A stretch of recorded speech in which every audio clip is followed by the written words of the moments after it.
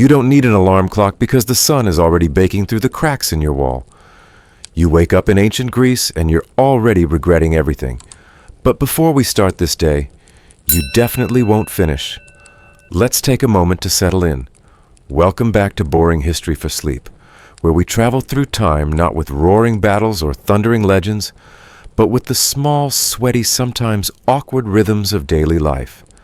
Tonight we're diving into the dusty, olive-scented world of ancient Greece, and not the kind where statues look like gods, and everyone's quoting Plato.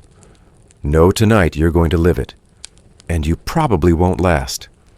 If you're new here, feel free to subscribe, or just hit like if of course you genuinely enjoy slowly unraveling in ancient civilizations while listening to soft narration at 2 a.m.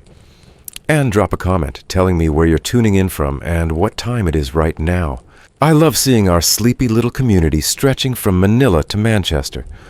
Now maybe you've turned on a fan for that soft white noise. Maybe your room is dark, cozy, and safe. That's great, because where you're going there's no AC, no mattress, no glass windows, and your bedmate might be a goat. Let's begin. You don't so much wake up as surrender. There's no pillow to clutch, no blankets to wrap around yourself. What little cloth you had draped over your body in the night is now damp with sweat clinging to your legs and twisting uncomfortably around your waist. Welcome to a mud brick house in Athens, circa 450 BCE. The walls around you are thick but not sealed. They hold heat like a clay oven and release it lovingly right back onto your sleeping form. There's no ceiling fan humming overhead, no mosquito netting, no cushion under your back. You're on a straw mat maybe if you're lucky. If not, the compacted earth beneath your bones is what passes for comfort. Your back is stiff, your knees are sore, and somewhere not very far away a goat bleats from the corner. That's not a metaphor. You share living space with livestock. It's normal. You open your eyes and blink against the harsh shaft of sunlight, cutting through the open wooden shutters. There's no glass, of course, just slabs of timber, slung across uneven holes in the wall. The shutters are half open, and with them comes the sound of morning life, clinking pottery roosters in competition. Someone 2 streets over arguing about olive prices. And flies. There are always flies. Your family sleeps in the same room, mother, father, siblings, and possibly a cousin or two if someone's visiting from the countryside. Privacy isn't a right, it's a luxury. You shift attempting not to wake your brother, who's sprawled across your ankle. The goat, on the other hand, is wide awake and staring at you, chewing slowly as if judging your hesitation to start the day. The air smells of baked clay, old oil, and something faintly sour. It's not dirty exactly, it's just lived in. Real lived in. This is the house your parents lived in, and their parents before them. There's no insulation, no running water, and no kitchen as you know it. Just a fire pit outside, a few amphorae of stale wine or water, and hopefully a pot of barley left from the night before. And yet this is the better end of Greek housing. In wealthier Athenian homes, there might be multiple rooms and courtyards.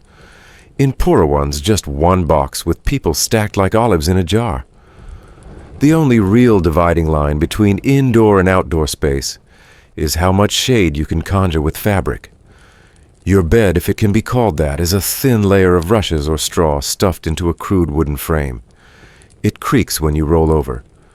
You glance at the ceiling, there isn't one, not in the way you're used to. Exposed beams run overhead where spiders and soot from last night's cooking smoke nest together in domestic harmony. You sit up slowly groaning as your joints crack. If you're over 30, congratulations, you're a respected elder. If you're over 50, you're practically immortal by local standards. Average life expectancy hovered around 35. Not because people drop dead of old age at 35, but because infant mortality and battlefield deaths drag the numbers down. Still, if you're alive and creaky, you've made it far enough to start complaining. That's a privilege. As you stand, your feet find the packed dirt floor warm already, despite the early hour. There's no tile, no carpet, Just earth swept once in a while with a bundle of reeds. In the winter it's cold. In the summer it radiates heat like a curse.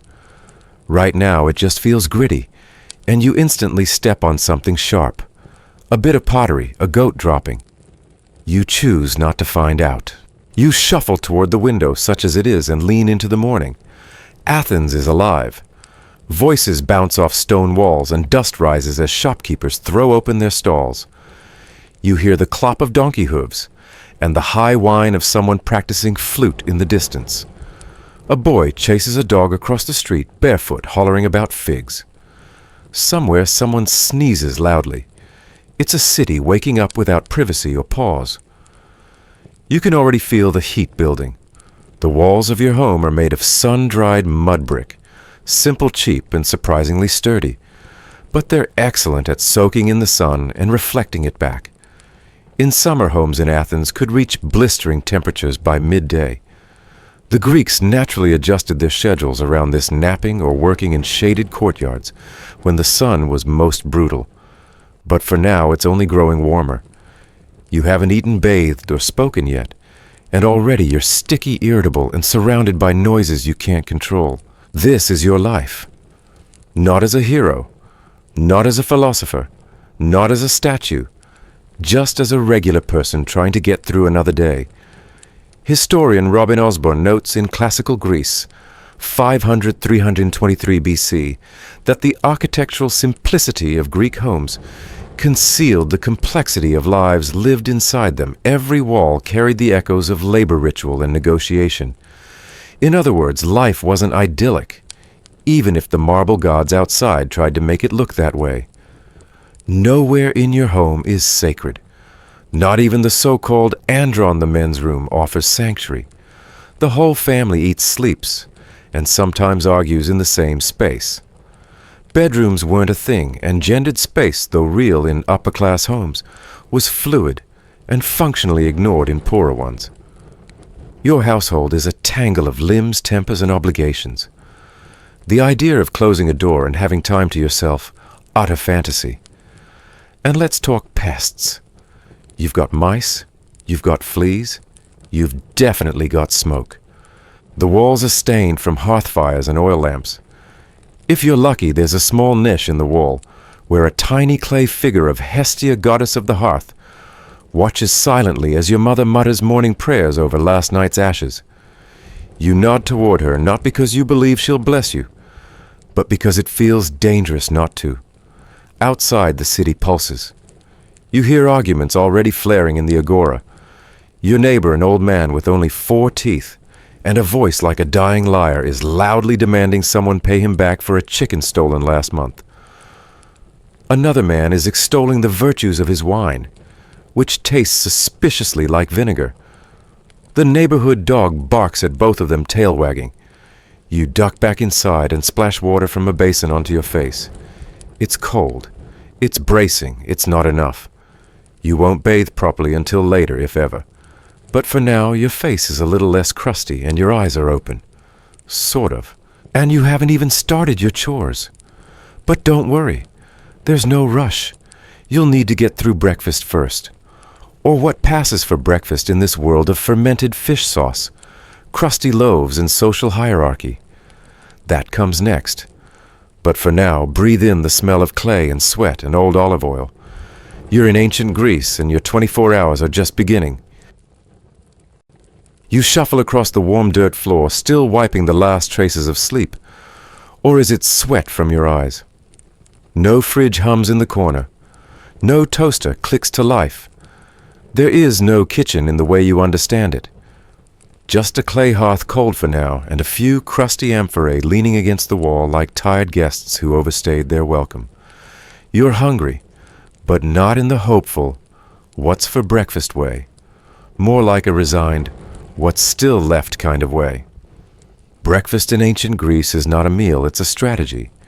You'll find no golden pancakes, no sizzling bacon, no fresh orange juice poured from an overpriced bottle.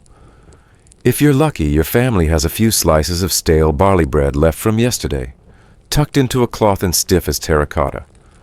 Barley, not wheat, forms the backbone of your diet. Wheat was more expensive and tricky to grow, so the humble barley loaf maza is your morning companion. It's dry, it's bland, and it tastes vaguely like regret. If the gods are feeling generous today, you might have a small dish of olives or figs. Maybe even a bit of honey, though that would be unusual. You're not poor exactly, but you're certainly not rich. And honey is basically liquid gold. There's no milk unless someone just milked the goat in the corner, and even then it's warm and a little funky. You take a bite of the bread and chew slowly. It's more exercise than nourishment. Someone hands you a cup of water, rain collected, stored in clay, and faintly tasting of whatever last season left behind. You sit on a low stool, one leg shorter than the rest, and share this simple meal with your family.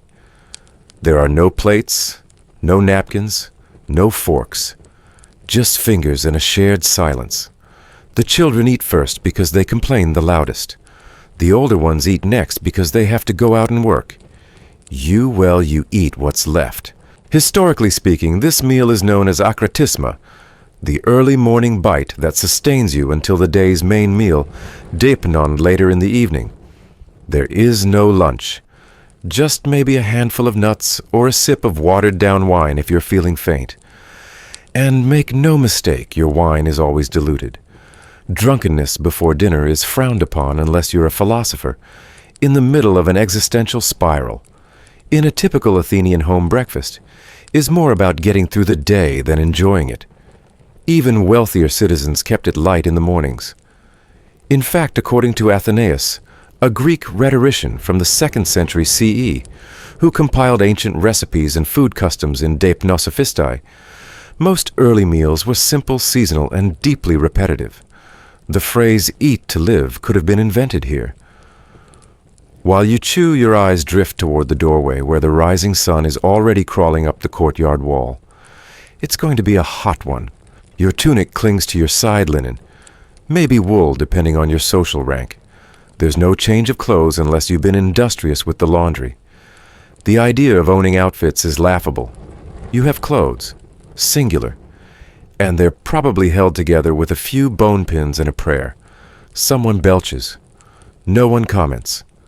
It's not rude here, it's survival. You try to stretch your legs, but the table, or rather the wide slab of wood resting on 2 uneven rocks, gets in the way. Breakfast has no ceremony. No tablecloths, no steaming coffee pots. Just enough food to keep you from fainting on your way to the agora. And that's assuming you can afford to not work today. If you're a potter blacksmith or farmer, this meal will need to hold you until well after sunset. Good luck. Your neighbor stops by mid-meal, there's no knocking, no invitation needed. He ducks through the doorway and greets you with a casual nod, already talking about market prices, and whether the water seller's donkey kicked someone again. Hospitality here is constant and public. Walls mean less than relationships, and boundaries. Those are for rich Spartans with guards. A word about wine. You drink it even in the morning, though very weak. Water in the city is often unreliable, clean enough, but unpredictable in taste and source. A bit of wine stabilizes it, and more importantly, dilutes its potential for disease. Everyone drinks it, men, women, children. Not to get tipsy, but to avoid dysentery. Moderation is expected. To be drunk during breakfast is a sign of poor self-control or deeper issues. Plato wrote entire dialogues mocking men who couldn't pace themselves. You scrape the last bit of bread across the bowl of olive oil, which now has more double-dipped fingerprints than oil. It's tangy, thick, and slightly bitter, the good stuff. You try not to think about how many days that oil has been sitting out. You've eaten, technically, but you're not full. Not really. You're just not empty. And that's the point. Let's talk about hunger. In ancient Greece, chronic food insecurity was normal. Most citizens were always just one bad harvest, or one new tax away from desperation. Wealthier households hoarded grain, while poorer ones made do with lentils, onions, and whatever they could grow in their tiny gardens. Fish was common if you lived near the coast, but meat reserved for festivals, sacrifices, or bribes. One of the quirkiest facts about Greek breakfast habits: they often paired bread with kykion, a thick, barley-based drink that could be flavored with herbs cheese or even wine. It sounds strange, and it was. Imagine a smoothie made of grain and goat milk. Some sources even describe a ritual form of kaikion used in mystery cults, potentially laced with psychoactive elements. Breakfast, but make it spiritual. And then there's garum fermented fish sauce. It's mostly associated with the Romans, but some Greek households used a similar briny concoction to flavor their food. It's pungent sharp, and not what you'd want to smell before 9 a.m. But hey, flavor was flavor, and anything that broke the monotony of barley bread was welcome. As the meal winds down, someone mutters about chores. Someone else yawns. The children are already chasing each other through the doorway barefoot and shrieking. You sit back for a moment and let your stomach settle. Or try to. Your seat is hard, your back is sore, and the day hasn't even really started. Historian Walter Burkert once wrote, "Greek religion and daily life were not separate spheres, but threads in the same fabric." That's true of food, too.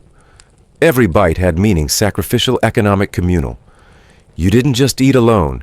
You ate within a structure of family, of ritual, of rhythm. Breakfast wasn't indulgent. It was a duty. You glanced toward the hearth. It's cold now, but soon it'll be lit for cooking, boiling, and perhaps heating bath water if you're feeling luxurious. But that's a problem for the afternoon. Right now, you need to rinse your hands in a cracked basin, shake the crumbs from your tunic, and brace yourself for the next ordeal. Bathing, or at least the Greek version of it. Because this morning ritual of bread and brine may have filled your stomach, but it hasn't done anything for the layers of sweat already forming on your neck. You can't hide from the sun. You can't change into fresh clothes.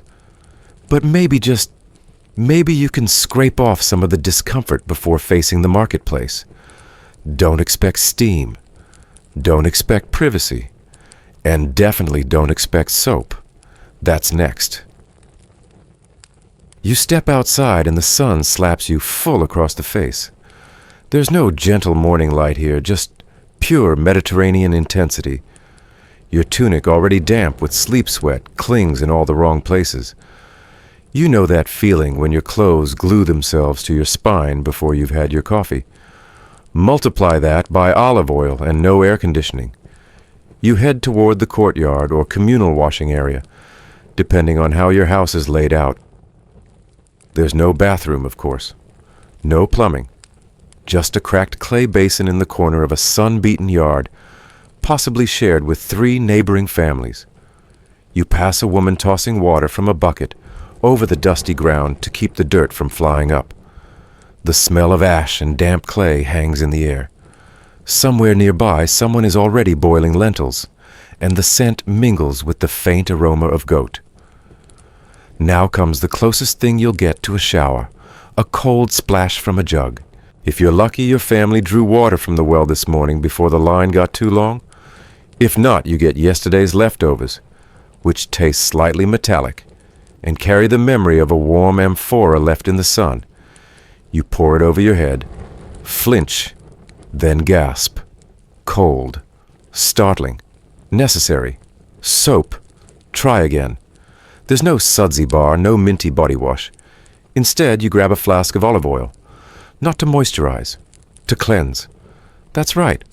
In the ancient Greek world, the way to get clean was to rub oil into your skin, then scrape it off along with all the grime sweat and dead skin cells, using a curved bronze tool called a strigil. It's shaped like a flattened S, and looks less like a hygiene product, and more like something you'd find in a gladiator's toolkit. You coat your arms and chest with oil, rubbing it in slowly. It's thick and sticky, and not particularly fragrant, unless it's been mixed with herbs like thyme or oregano, which if you're poor, it probably hasn't. Once the oil settles into your skin, you drag the strigil across your limbs. It makes a soft, wet, peeling sound. You wince. The blade doesn't cut, it scrapes. You gather the oily gray muck into a little pile and flick it away. Repeat. Again. And again. It's not relaxing. It's not even especially effective. But it's the standard. This method of bathing was borrowed from athletes, and became a mainstay of personal care throughout Greek society. Public bathhouses didn't become widespread until the Roman era, and even then access depended on your gender status and luck. In the classical Greek period, daily bathing was a luxury, unless you lived near a spring or a river, and even then you risked catching something from the water or running into a crowd of teenagers tossing rocks for fun. The upper class might have access to a private courtyard basin or rudimentary heated baths, but for most people this was it. A jug of cold water, a flask of oil, and your trusty strigil. Some households had a servant usually enslaved to help with the ritual. You do not, so you scrape alone. The sensation is not unpleasant exactly. It's rhythmic, a bit like rubbing sandpaper on old parchment. The oil softens your skin slightly, but it also leaves you slick and smelling faintly like yesterday's salad. You'll catch the scent later when the sun heats up and your pores begin to protest. But for now you feel less grimy. You attempt to tackle your hair. There's no shampoo, no conditioner. You splash water over your scalp and rub your fingers through the strands, hoping friction will do what lather cannot. If your hair is long, it knots instantly. If it's short, it stiffens in the breeze. You might tie it up with a strip of cloth or let it hang. There are no mirrors, at least not silvered glass ones. Just a piece of polished bronze, if you own one, which reflects your face in a dull, warped gleam. You look tired, because you are. Historical sources tell us that cleanliness in ancient Greece was tied more to social custom than health science. To be clean was to be civilized. Filth, especially in the public sphere, was seen as a moral failing. Temples had ritual wash basins. Gymnasiums required scraping before entry. But the line between clean and cleansed was often spiritual rather than biological. In his treatise, On Air's Waters and Places, the physician Hippocrates noted that the body's balance of fluids or humors depended on climate, diet, and regimen. Bathing with oil wasn't just hygienic, it was part of maintaining internal harmony. Or so they thought. And yet modern historians still debate the effectiveness of this method. Some argue that the olive oil regimen genuinely reduced lice and kept skin supple, while others claim it merely moved dirt around in more expensive circles. Archaeological digs have found strigils in nearly every Greek settlement from Athens to Corinth, suggesting this wasn't a fringe ritual, it was daily reality. Quirky fact: archaeologists once unearthed a Greek athlete's grave that included a worn-down strigil, a small flask of oil, and a shallow dish, possibly for collecting the scraped-off muck. The ancient version of a gym bag.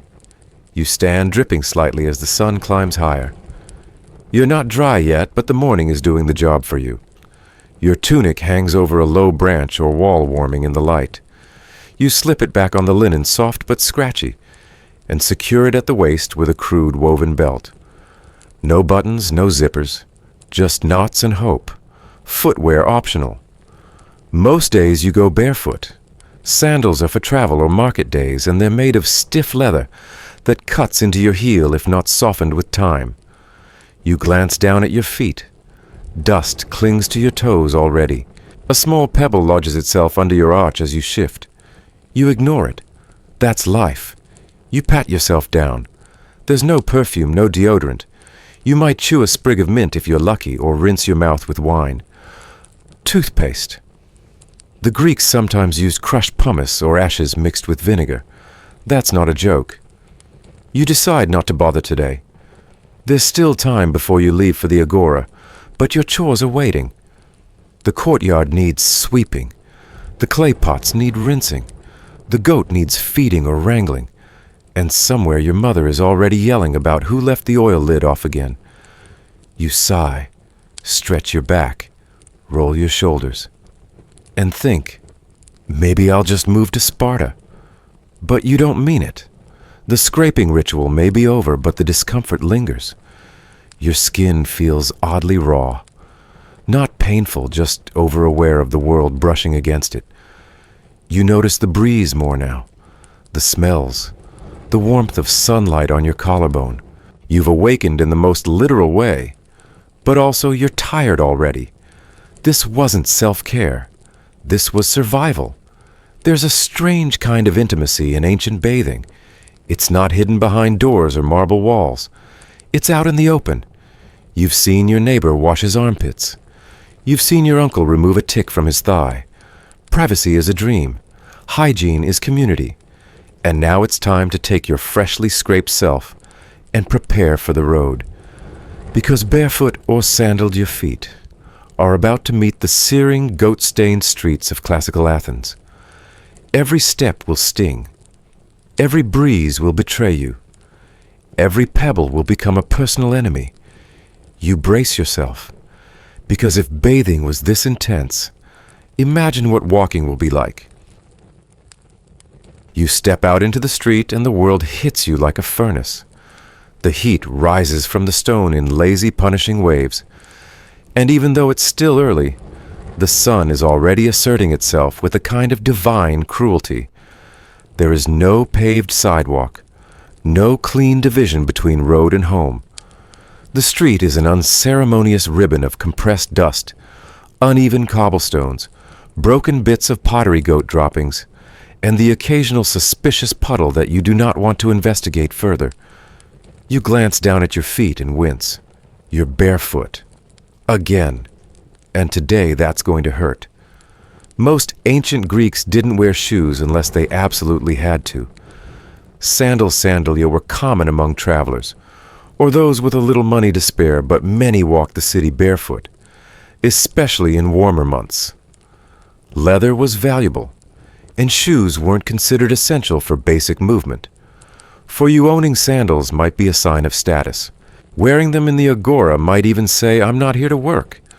I'm here to be seen." But you're not concerned with appearances today.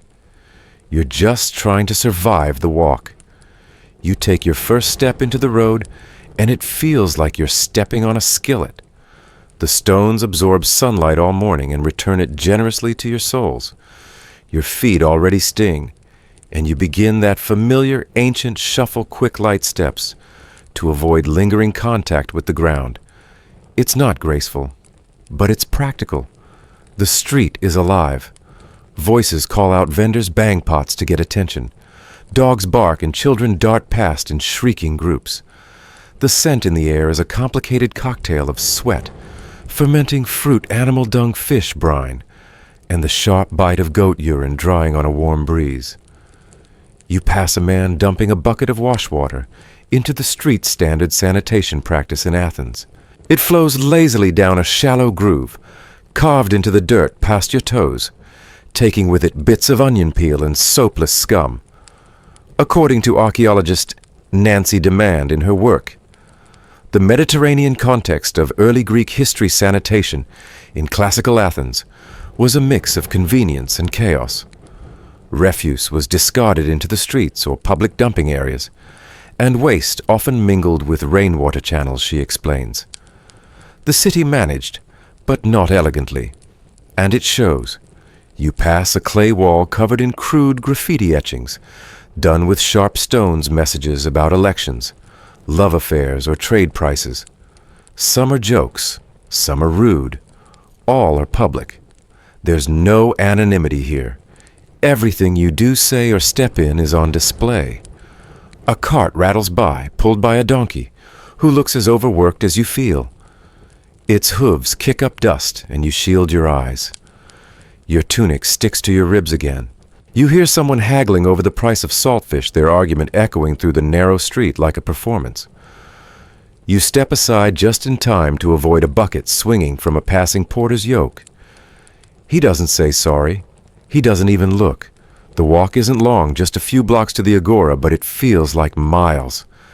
You dodge a patch of wet stone, hop over a broken tile, and yelp when you accidentally place your heel directly on a sun-baked shard of ceramic. You pause to inspect the damage.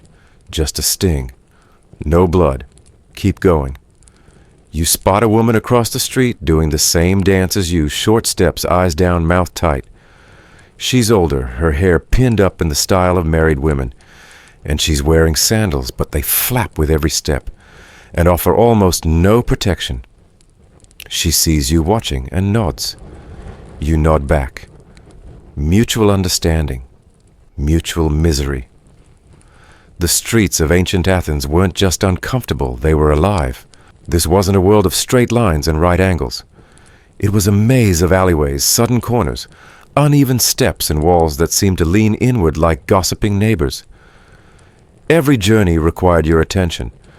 Every errand was a gamble. And of course, there's the ever-present danger of goats. Goats roamed the streets, freely climbing over anything vaguely horizontal and headbutting anything that looked remotely edible. They were sacred to some gods, and stubborn as all. You spot one now, standing atop a low wall looking smug. It bleats at you like it knows you slept poorly. You shuffle past, ignoring it, and keep going. Your foot finds a dry patch of smooth stone, blessed relief. But it lasts only a second before you step into something soft and squishy. You don't look down. You don't want to know. You just keep moving. Now let's talk fashion. Your tunic is short, reaching just above the knees, common for men, especially laborers, or the less affluent. Women wore longer tunics, often belted, and sometimes an outer cloak. But heat dictated fashion as much as modesty. The wealthy might own chitons of fine linen, even dyed in pale blues or reds, but you're wearing homespun wool, scratchy and dyed with whatever plant was growing nearby. It itches, it's heavy, it's hot, and it stinks. You finally reach the main thoroughfare, a wider road leading toward the agora.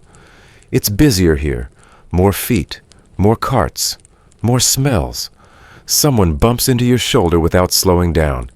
You're almost grateful. That little jolt of contact reminds you you're still here, still in one piece. You pause at a corner to let a small procession pass. Musicians. Not professionals, just young men blowing pipes and banging small drums as they lead a statue of Dionysus on a wheeled cart. A few people toss flower petals. One drunk man sings loudly off-key. It's not a holiday, but the god of wine doesn't need a schedule. You glance toward the rooftops. There are no gutters. Rainwater drains straight off the clay tiles if there are any tiles at all. Some homes have flat roofs used for drying laundry, airing out bedding, or even sleeping under the stars on sweltering nights. But during the day, they roast. By now, your feet are beginning to blister. The little skin between your toes has rubbed raw. You wish desperately for a basin of cold water and a seat in the shade. But the agora is close. You can see the sun bouncing off the whitewashed columns up ahead. The marketplace buzzes. You take a deep breath and prepare to enter. And just as you do, a boy with a satchel runs past you, trailing dust and laughter. You instinctively step aside and right into a pile of donkey dung. Fresh. There it is.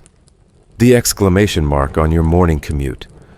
Mainstream historians often describe ancient Greek cities as bustling centers of trade politics and art. And they were. But they were also messy, chaotic, and physically demanding. Historian Ian Morris, in his work, Burial in Ancient Society, reminds us that movement through the ancient polis was a daily negotiation with environment status and risk. In other words, even a walk down the street could tell you everything about who you were, where you stood, and how tough your feet were. You scrape your sandal or bare foot if you had the misfortune on the edge of a rock and sigh. You've arrived. Your morning journey is complete. You're already sweaty, lightly wounded, and covered in ancient Greece's version of public street sauce. And the day is just getting started. Next up, the agora, where shouting is currency, gossip is oxygen, and olives are everything. You enter the agora, and the volume of the world turns up a notch. Gone is the relative quiet of your cramped home, the muttered rhythms of breakfast, and the solitary silence of your scrape and oil bath. Here in the heart of ancient Athens, life doesn't just hum, it hollers. The agora is a space that defies neat definition. It's part open-air market, part town square, part gossip hub, and part open-mic political forum. And for you, it's overwhelming. You're instantly swallowed by a swirl of bodies, smells, and sounds. A churning human soup of merchants, philosophers, pickpockets, slaves, politicians, and children playing tag between the columns. The sun reflects mercilessly off whitewashed walls and clay-tiled roofs, creating pockets of glare that make you squint and shuffle sideways like a confused crab. There is no single path through the agora. Instead, it unfolds around you in loosely arranged stalls, shaded awnings, and impromptu clusters of people arguing about taxes, or theater, or who cheated whom in yesterday's wine deal. Someone nearby waves a fresh octopus like a flag. Another slaps a fish onto a stone slab so hard that water splashes onto your bare leg. Welcome. A potter yells something indistinct about today's discount on amphorae. Beside him, a bearded man in a threadbare cloak mutters quotations from Hesiod while gesturing with alarming enthusiasm. You're not sure if he's selling scrolls or just trying to win a philosophical argument that began 3 days ago. Either way, you avoid eye contact. The agora is a sensory assault. It smells like pickled onions, stale sweat fig paste, and burnt charcoal. The clatter of bronze coins mixing with shouted bargaining creates a kind of chaotic music. You pass a stand selling bunches of herb sage thyme coriander bound in rough twine and buzzing with flies. A woman is selling dyed wool. A teenager is hawking pastries. You glance at the tray and see something vaguely cake-shaped, but suspiciously green. You keep walking. According to historian Mark Golden, the agora was not merely a marketplace. It was a mirror of the polis itself. Here commerce wasn't just about goods. It was about status language visibility. This is where reputations were made or broken, where lawsuits began, where insults became performance art. If your voice didn't carry, you didn't matter. You stop at a fruit stall and pretend to consider a bundle of grapes. The seller eyes you skeptically, then gestures to the scales. 2 shallow bronze plates suspended by cords swaying in the breeze. You ask the price. He scoffs and names a figure 3 times the going rate. You blink. He shrugs. A tourist price, clearly. You walk away and he calls after you, adjusting the number mid-yell. Haggling is a sport here, and you're losing badly. You try to edge around a group of men in animated discussion. Their tunics are dyed expensive, and their sandals are polished. They speak not in shouts, but with that slow, deliberate cadence of people who know others are listening. Probably politicians. Probably annoying. You try to squeeze past, and one of them bumps your shoulder. He doesn't apologize, but he does glance down at your dust-caked feet with a smirk. You move on. Somewhere nearby, someone is being fined. You don't see it happen, but you hear the accusation rise. He lied about the weight of his barley. The crowd around that stall thickens instantly. Ancient Athenians loved a scandal. And this is entertainment. Beyond the stalls, you see a columned portico, the Stoa. It offers shade seating and a place for informal debates. Older men linger here, stroking their beards and arguing about city policy. They use words like polis arret and logos. You step closer, curious. A young man with wild eyes is declaiming something about virtue. You can't tell if anyone's listening, but he doesn't seem to mind. And just to the right, yes, of course, there's a group of teenage boys play fighting with sticks. One of them trips and lands face first in a melon. No one helps him up. They just laugh. You step out of the way as he scrambles up dripping seeds and shame. A quick historical note: the agora wasn't reserved for men, though women's presence here was debated. In Athens, respectable women were expected to avoid public visibility, especially alone. But poorer women sellers and enslaved women all moved through these spaces routinely. The lines between public and private, sacred and profane, were blurred by necessity. Historians still argue whether female visibility in the agora reflected changing norms or social slippage. You spot a small altar to Hermes near the center, simple, square, and spattered with offerings. A few coins, a scrap of fabric, a pinch of barley. You pause, nod, and keep walking. These roadside shrines are common.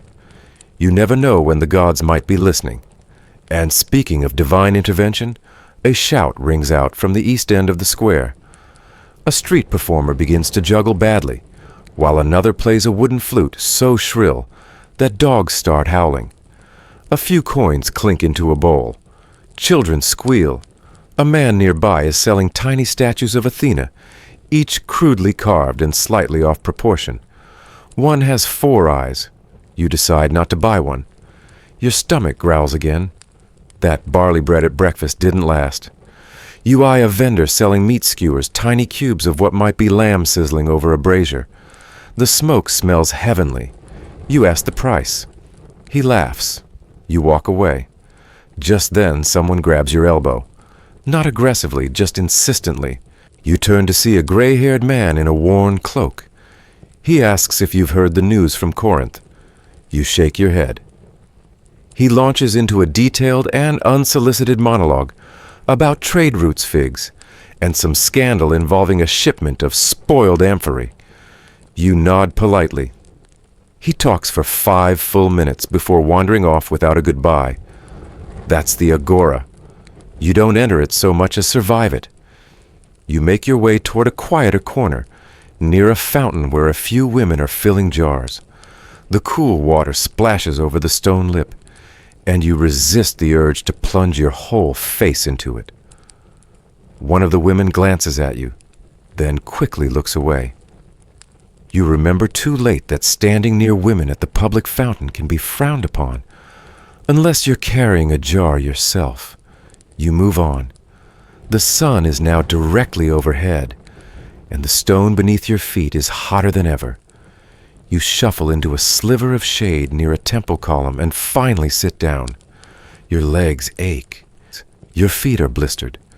Your ears are still ringing from the marketplace din. You're drenched in sweat, hungry, slightly dazed, and totally overwhelmed. Congratulations. You've spent less than an hour in the agora, and you already want to crawl back into your goat-scented straw bed. But the day isn't over. Not even close. You still haven't dealt with your civic duties, possible military service, or the 12-hour ordeal of attending a play you can't leave. And all of it begins now. Still, you can take a moment here. Catch your breath. Watch the chaos swirl around you. Somewhere in this noise democracy is happening. Debates, votes, grievances, petitions. This was the birthplace of the political world as we know it, and also a place where someone just tripped into a vat of pickled onions. Mainstream historical fact. The Athenian agora was not only a marketplace, but also the central hub for politics, law, and social life. According to John Camp, director of the Athenian Agora excavations, the agora was the beating heart of the city, where democracy was lived daily, not in grand speeches, but in daily interactions, disputes, and deals. So you sit there dusty and sore watching democracy in action, not as marble ideals, but as sweaty commerce, shouted insults, and warm fish. Welcome to the real cradle of Western civilization, and you've still got half a day left. You think maybe you can rest here a while, let your feet cool on the sun-warmed stone sip from a communal jar, and watch the city churn. But then you hear it, the clanging of bronze, and the unmistakable bark of commands shouted through the agora. Men in armor stride past their sandals, slapping hard against the stones. A hoplite unit marching toward a training ground, or a muster station all sweat and bronze and purpose. You try to shrink back into the shade, but someone sees you. Worse, they recognize you. It's your neighbor. He points and grins, then cups his hands around his mouth. Don't forget the muster, they're checking shields today. You groan. Because of course. Today is your service day. You're not a soldier. Not really. But you're a citizen of Athens, and that means you're expected to fight. Not someday. Not if you feel like it. But any time your name is called and your city needs bodies with spears. In the 5th century BCE, being a male citizen of a city-state like Athens or Thebes came with military obligations. You don't volunteer, you prepare. So you haul yourself up and limp back home to fetch your gear. What gear? That's the tricky part. Because unlike the well-equipped legions of future Rome Greek hoplites, we're a BYOB operation, bring your own bronze. There's no government-issued helmet, no free sandals, no body armor handed out by a kind quartermaster. You pay for your own protection. And if you can't, well, good luck staying in the back row, and may the arrows find someone else first. Inside your home, your armor hangs on a wooden peg if you own any. A bronze helmet slightly dented, smelling of oil, and the last person who sweated into it. A chest plate also bronze if you're well off, or layers of stiffened linen if you're not. Greaves to guard your shins. A round shield aspis or hoplon nearly 3 feet across made of wood, faced with bronze heavy enough to knock you off balance if you hold it wrong. And a spear taller than you tipped in iron. You begin to suit up. It's an ordeal. First the tunic, then a short-sleeved undergarment. Next the cuirass if you own one. You slip your head into the helmet and immediately regret it. The padding inside is minimal. The vision slits are narrow. The bronze traps heat like a solar oven. Your sweat has nowhere to go. Breathing becomes shallow. You try to adjust the chin strap, but it sticks frayed from use. The shield is the worst. You slip your arm through the leather loop, grip the center handle, and feel the weight tug your whole body sideways. It's meant to protect not just you, but the man to your left in the phalanx formation. That's the idea unity. Protection through cooperation. But it also means that if you fall or stumble, you create a hole in the wall and someone else probably dies. You think this is symbolic, it's not. In the phalanx, every soldier's body was a literal shield for the man next to him. No one fought alone, and no one could afford to fail. You march toward the muster field armor, clanking with every step.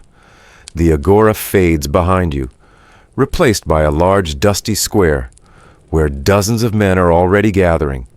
Some wear full bronze panoply, their crested helmets gleaming in the sunlight.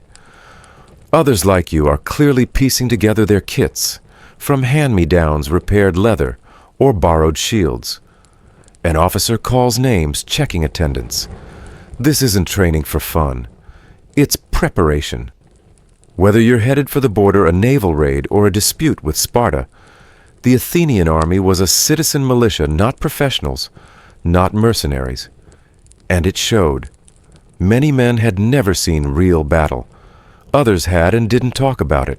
You're here to be counted to prove you're ready, and to ensure that if war comes tomorrow, the city-state knows you're available. There's no skipping service unless you're physically disabled or rich enough to pay someone to go in your place. And even then, the social shame might follow you like the scent of old oil on a hot day. The commander steps forward and begins a quick inspection. He taps a few shields. Eyes a spear shaft tells one man to rewrap his sandals. Then he stops in front of you. He frowns. He lifts your helmet off your head and turns it over in his hand. Too thin, he says, grunting. And cracked. You nod awkwardly. You can't afford a new one. Bronze is expensive, and your cousin already refused to loan his spare. The commander shrugs. Just don't get hit, he says, and moves on. You exhale and adjust your grip on the shield. It's heavier than it was a moment ago. Mainstream historical fact. In classical Athens, military service was not only expected, it was legally and culturally required of male citizens. Young men were enrolled as ephebes at age 18, serving 2 years of training and active duty. According to historian Victor Davis Hansen in The Western Way of War, the hoplite system was built on self-reliance. Every man brought his own gear, stood his own ground, and died on his own feet, or on the feet of his neighbor. It's a sobering truth. No one carries you in war, and no one arms you but yourself. Suddenly a trumpet sounds, not for battle, just to end muster. Today was just a drill, a roll call. You're not shipping out, not yet.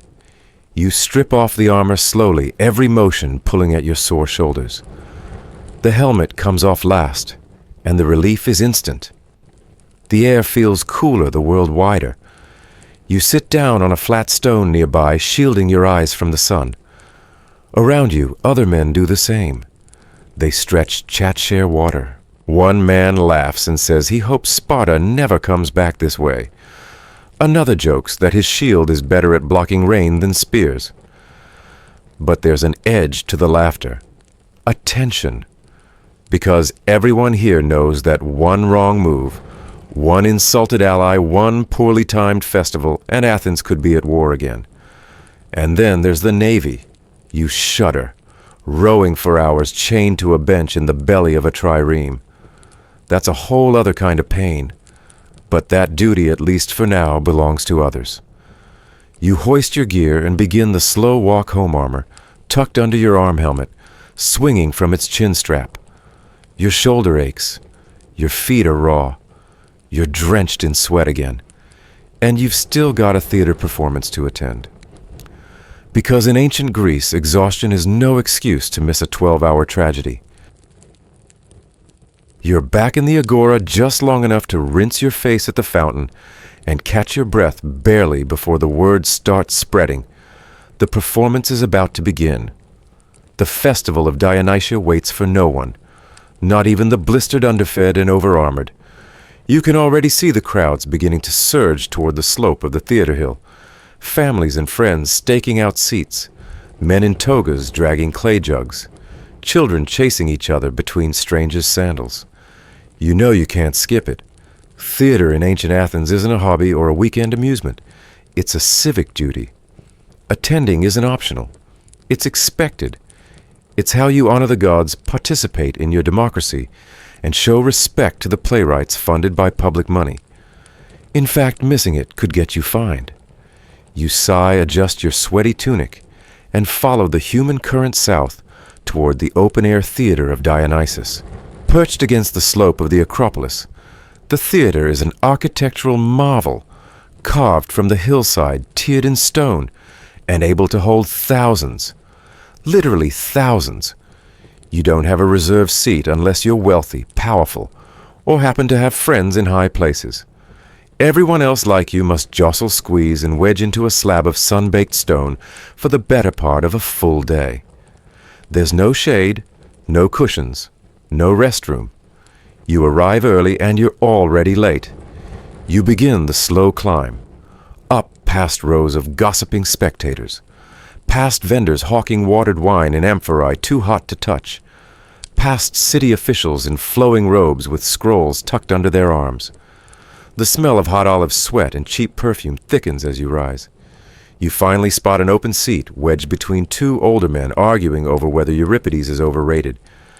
You slide into place, knees pressed awkwardly against the back of the man in front of you.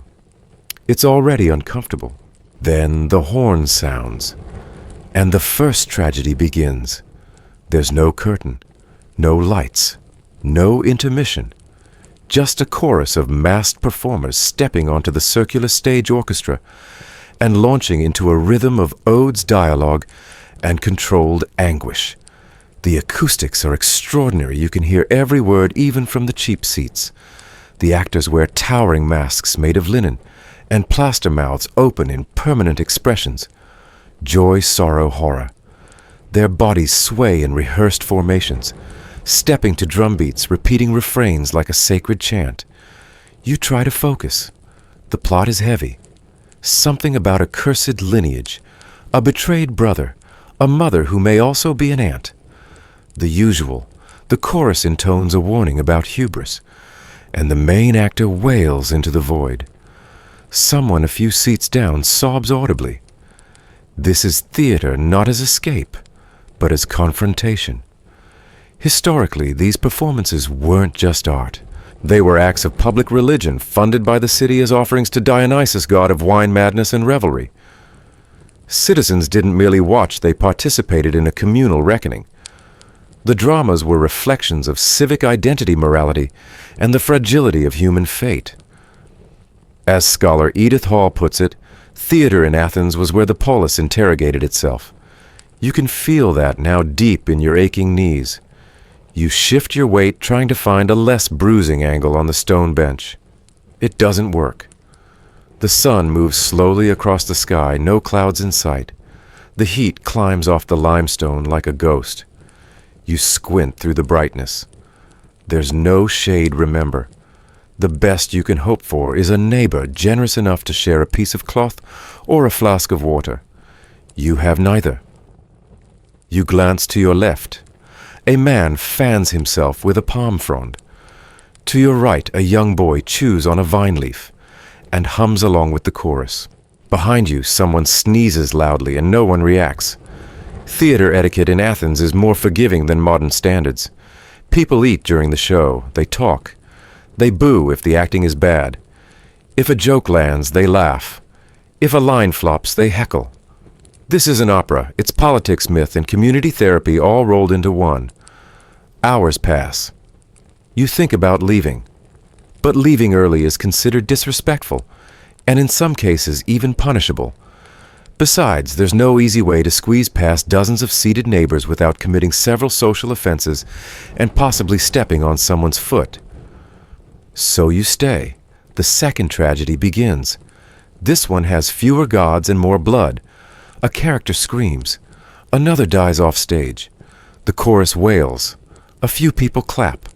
A vendor slips through the rows with a tray of raisins. You debate spending your last coin on them. You don't. By the time the third performance begins, a satyr play lighter in tone with masks featuring absurd expressions and suggestive humor, you're so numb that even the ridiculous antics barely register. A man in a goatskin dances badly. The audience chuckles. Someone throws a fig. Your back aches. Your thighs have fused with the seat. Your head is hot and buzzing. You rest your forehead on your hands and try not to pass out. And yet, there's something about this ritual, this mass endurance test. Everyone around you is suffering in the same heat, under the same sun, on the same stone. There's something unifying about it, strange but real. You've spent an entire day watching myths unfold, and in some strange way you feel more connected to your city, your people, and the idea, however messy, of being Athenian. Let's not forget the scale of this event. The city Dionysia was one of the most important festivals in Athens, held each spring and lasting several days. Each playwright submitted a trilogy of tragedies and a concluding satyr play. The competition was fierce. Winners gained eternal glory, losers eternal criticism, and you, the humble citizen, you got sunburned. You look around. The sky is shifting from blinding blue to soft gold. The final chorus exits the stage.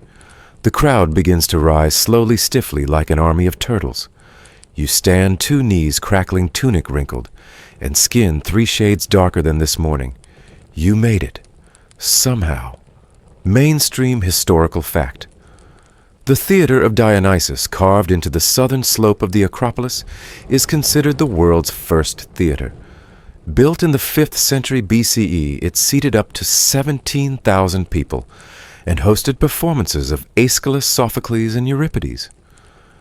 According to Mary Beard in SPQR, the audience wasn't a passive observer. It was a full participant in the civic and emotional life of the city. You file out with the crowd, shoulders bumping, feet dragging. Somewhere behind you, someone's still singing a fragment of the satyr play. Someone else is arguing about the quality of the masks. Someone else is vomiting into a bush. It's been a full day. And it's not over yet. There's still one more challenge left. You've survived the sun, the sandals, the sweat, and the screaming. Now it's time to try sleeping in the same house as 10 other people and one particularly restless goat. You limp home as the sun sinks low over the rooftops of Athens, casting everything in a copper glow that only makes the dust shimmer and your eyes sting. You've spent the entire day surviving this city, dodging donkey dung, enduring heat that melts your resolve, scraping sweat off your skin with a bronze tool, and sitting through what felt like 12 consecutive lifetimes of ancient tragedy.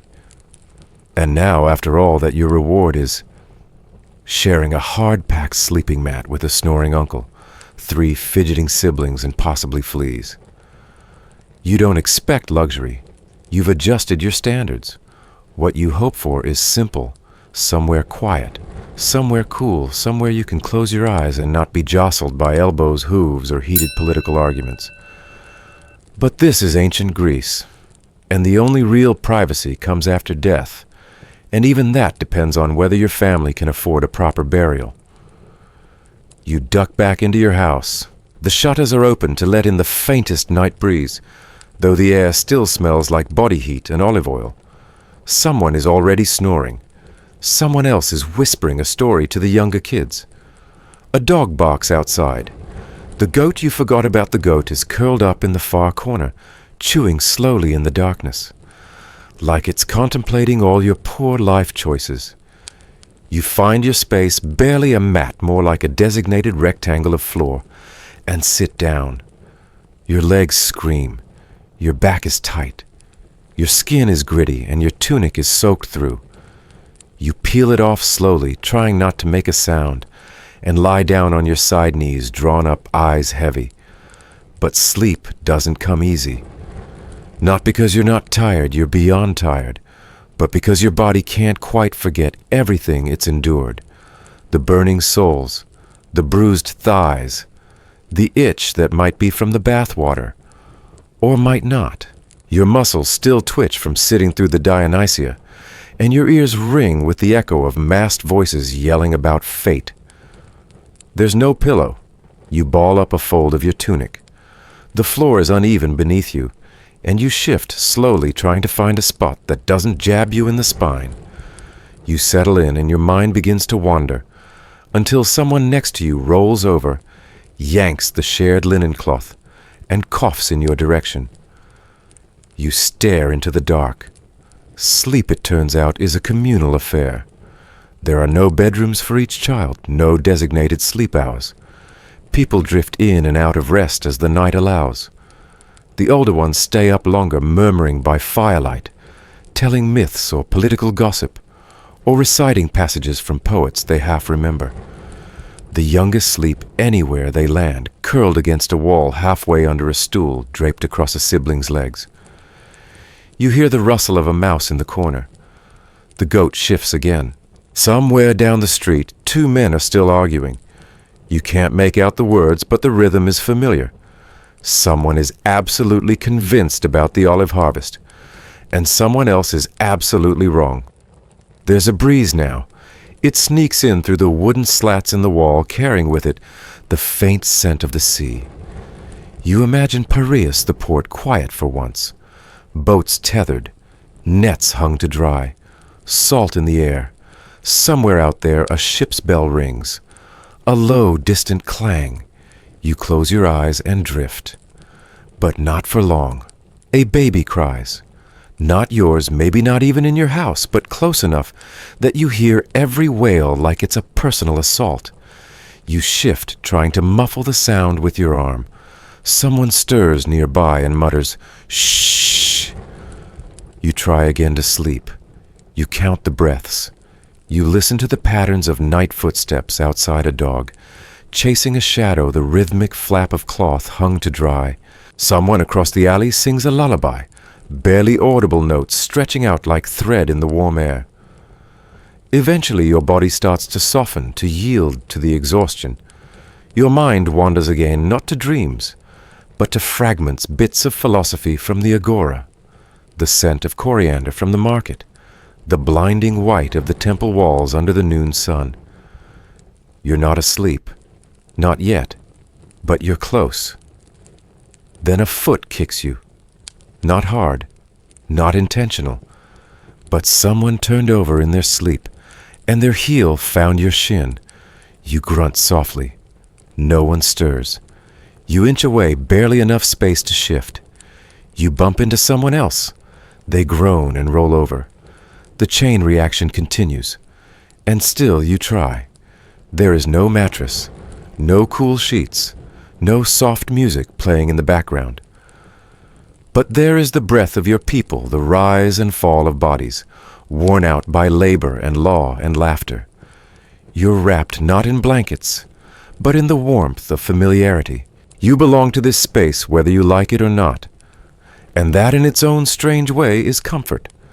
Historian Paul Cartledge writes, "The ancient Greek home was not a place of retreat from the world, but a site where the world itself was constantly negotiated through chores, kinship, and survival." You feel that now. Home is not a haven. It's a shared experience, a crowded compromise, a creaky refuge where even sleep is a collective act. You begin to understand why philosophers often slept in porticos and courtyards. At least out there the breeze was better. A few hours pass, or maybe minutes. The goat lets out a deep, satisfied sigh. Someone snores louder. You finally find a position that doesn't make you want to weep. Your eyes close again. This time they stay closed a little longer. But make no mistake, you haven't survived 24 hours yet. And when the rooster crows early and twice, you'll get up and do it all over again. Because in ancient Greece, rest isn't rest. It's just the pause between obligations. You curl tighter fingers pressed against the coolness of the wall. You almost made it. Almost. Dawn creeps into the city not with a gentle hush, but with the restless clatter of wooden wheels and bleating goats. Somewhere outside a pot shatters, and a woman scolds her son for dropping it. A dog barks, then another. The city is waking. You've made it through your first night in ancient Greece, though making it feels generous. Your back aches, your mouth is dry, and your dreams were haunted by chorus lines and stray elbows. But just as you're beginning to stretch your limbs and blink at the gray light leaking through the shutters, something else stirs in the house. Not a sibling, not the goat. Someone in the shadows is already moving quietly, efficiently, without the sluggish groan of someone who stayed up too late listening to political arguments. She's there before the rest of you rise. A girl, maybe your age, maybe younger. She doesn't sleep in the main room. She doesn't have her own mat. She doesn't complain, because she can't. She's enslaved, and so are thousands like her. In ancient Greece, slavery was not an exception to the social order. It was the social order. It underpinned every polished temple, every finely etched vase, every olive pressed into oil. You hear a lot about philosophers and democracy and art, but all of it, every bit, was built on the unpaid labor of others. You don't have to be wealthy to own a slave in this world. Even modest households like yours often had at least one. She moves past you, silently collecting the amphora for water, sweeping dust toward the hearth, laying out the cold barley for breakfast. She doesn't speak unless spoken to. She avoids eye contact. She isn't family, but she lives in your home. She isn't free, but she touches every corner of your day. You want to say something. A greeting, maybe. But you don't. Because you wouldn't. Not in this world. You shuffle to your feet and follow the morning routine again. But now you see her everywhere at the well hauling buckets, heavier than you'd carry, even fully rested. In the kitchen, grinding grain. Outside, shaking the dust from tunics that aren't hers. She doesn't go to the theater. She doesn't vote. She doesn't own anything. She simply exists to serve. Historically, it's estimated that between 1/3 to 1/2 of the population of Athens were enslaved. Some were prisoners of war. Others were born into bondage. Still others were trafficked from foreign lands, their accents forever marking them as outsiders. They worked in homes, in workshops, in silver mines so deadly, they were often considered a death sentence. One of the best documented slave populations in antiquity comes from the Laurian silver mines southeast of Athens. Their enslaved laborers, often children, were forced into narrow shafts, working in darkness, inhaling poisonous dust, digging wealth for other men's warships and temples. Xenophon, the Athenian historian, once casually remarked that the state's greatest natural resource was not land or grain, but slaves. You're not in a mine, but you're still part of the system. She hands you a cup of water and lowers her head. You nod. She doesn't look up. You step outside to breathe. The truth is, slavery in ancient Greece was not about race. It was about power. Enslaved people came from every corner of the Mediterranean Thrace, Anatolia, Syria, Nubia, even other Greek city-states. You could be born free one day, captured in war the next, and sold in a market by sundown. There were no guarantees. Freedom was a temporary state. Ownership was permanent, unless someone decided otherwise. You remember the discussions in the agora, the endless talk about justice and virtue, the speeches about freedom law and citizenship. You think about Socrates asking what it means to live well. None of that applied to her. And here's the part that stings: most Athenians didn't question slavery. Not really. Even philosophers who questioned everything like Plato and Aristotle still accepted it. Aristotle famously wrote that some people were natural slaves, born to serve, lacking the rational soul required for freedom. Historians today continue to debate whether this was philosophical justification or just intellectual laziness, dressed as reason. Quirky historical fact: some enslaved people were so trusted or so feared that they managed major households, taught wealthy children, or handled money. A few even became more literate than their owners. But they were still property. You could be brilliant, you could be beloved, and you could still be sold. You pass a shop where a man is loudly yelling about his runaway slave, a young boy, who disappeared 3 nights ago. He offers a reward. He describes a limp. You wonder where that boy is now. You wonder if he got far. You hope he did. But you don't say it out loud. Not here. Not now. You go to the fountain to refill your jug. Another woman is there, older, tired hair bound in a knot. She gives you a look. Not hostile, just resigned. You both know you're not at the bottom of the social ladder, but you're definitely not at the top. And for a moment you wonder what would happen if you spoke to the girl who serves your family. What would happen if you listened, but you never do? And tomorrow she'll serve you breakfast again. Mainstream historical fact: slavery in ancient Athens was institutionalized and legally protected. Enslaved individuals had no legal personhood. They could not marry legally owned property or defend themselves in court.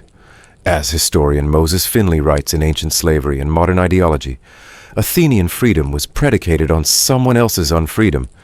It was a liberty built on exclusion. You return home. The girl is folding a garment with quiet precision. She looks up. For a second your eyes meet. Then she returns to her task. She's always working, always present, always invisible. You lie down again for a moment, knowing there's still more to your day. But this time you're not just thinking about your aching feet or the sweat on your neck. You're thinking about her, about how many of the great temple statues and myths you've walked past today were made possible by someone just like her, and how rarely anyone looked.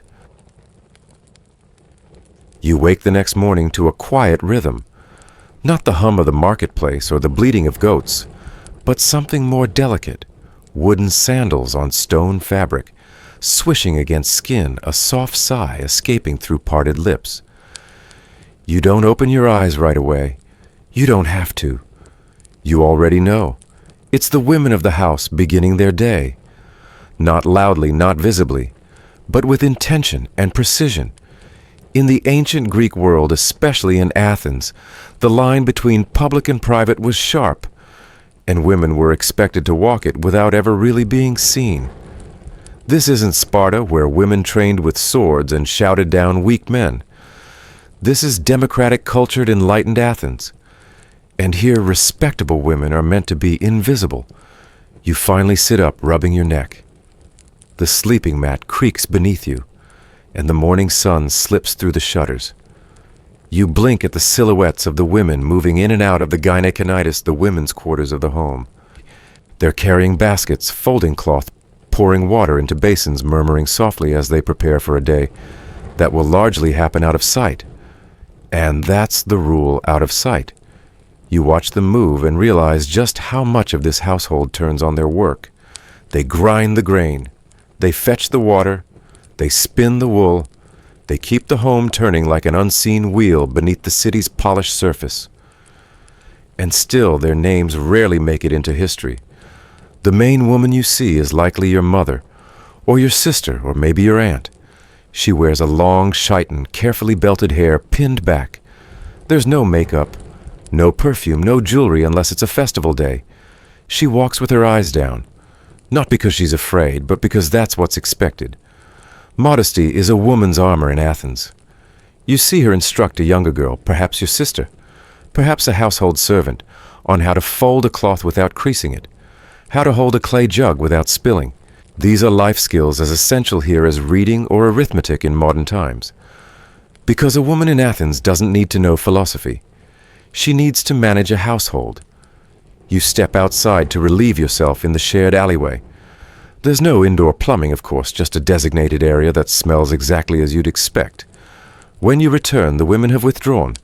You see only the edge of a tunic slipping through a doorway. They're not afraid of you, but they've been trained not to linger where male eyes can find them. Historically, this separation wasn't just cultural.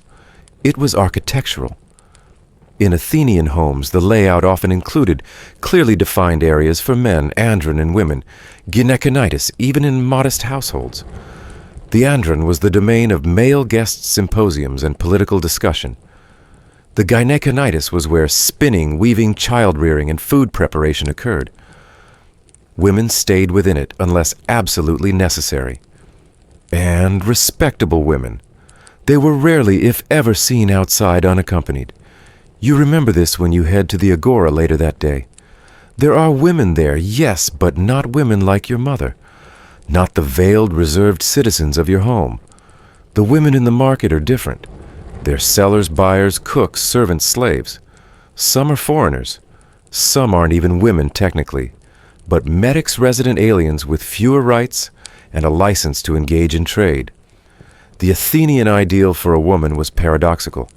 She was to be beautiful but hidden, graceful but silent, loyal but voiceless. As Pericles reportedly declared in his famed funeral oration, the greatest glory for a woman is to be least talked about among men. That's not just hyperbole. That was policy. You sit near the edge of the agora under a shaded awning and watch. A woman walks by carrying a basket of dates, head covered pace quick. A man glances at her. She glances away. Interaction minimal. Presence tolerated. Silence preferred. You think of your sister. She's around the same age. She's never been to school, never seen a play, never stood in the voting assembly or argued a legal case.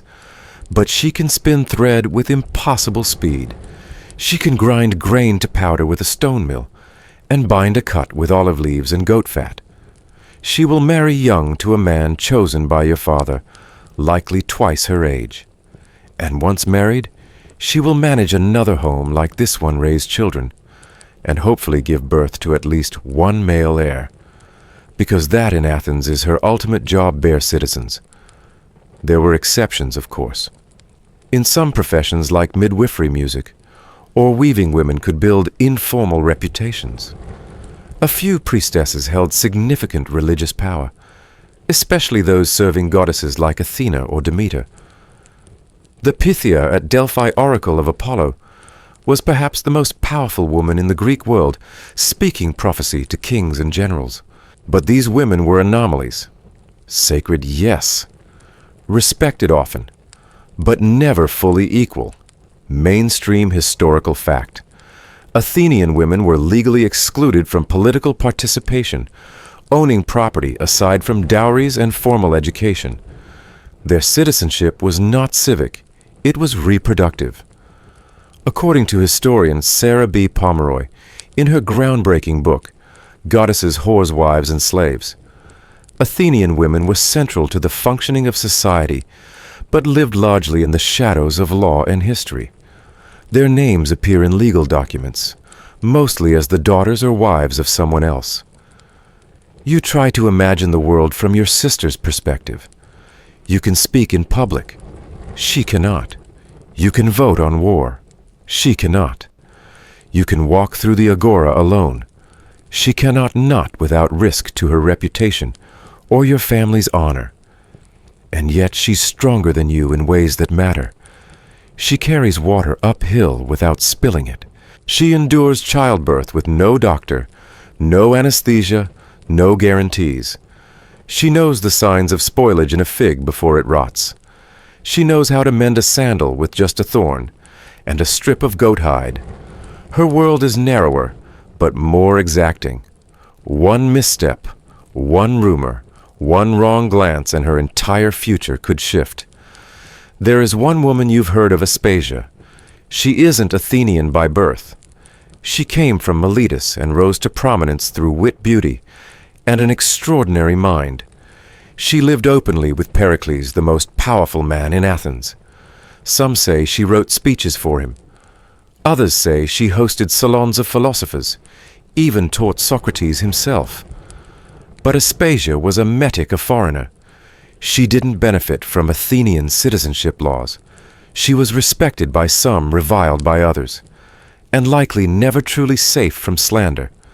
She was a contradiction, admired and marginalized, remembered and misremembered. You return home that night and find your sister spinning by lamplight. Her fingers move with practiced grace. She doesn't look up. You sit nearby and listen to the soft pull of the spindle, the faint hum of a lullaby your mother used to sing. You don't speak, neither does she. But you feel it, this shared space, divided by walls and laws, but bound by breath and labor. You rise and head to your mat. Outside, the moonlight spills across the courtyard. A fig tree rustles in the breeze. Somewhere in the night, a woman is giving birth. Somewhere else, another is being married. Another is dying quietly, her name unrecorded. You lie down and stare at the ceiling beams, thinking about the myths you've grown up with: Helen, Medea, Antigone. Women who defied, resisted, or destroyed.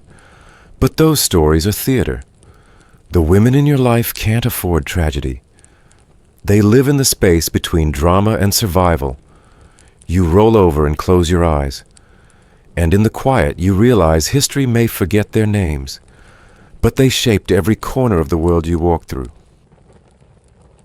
The next time you fall ill in ancient Greece, don't expect a white-coated doctor to arrive with a thermometer and penlight.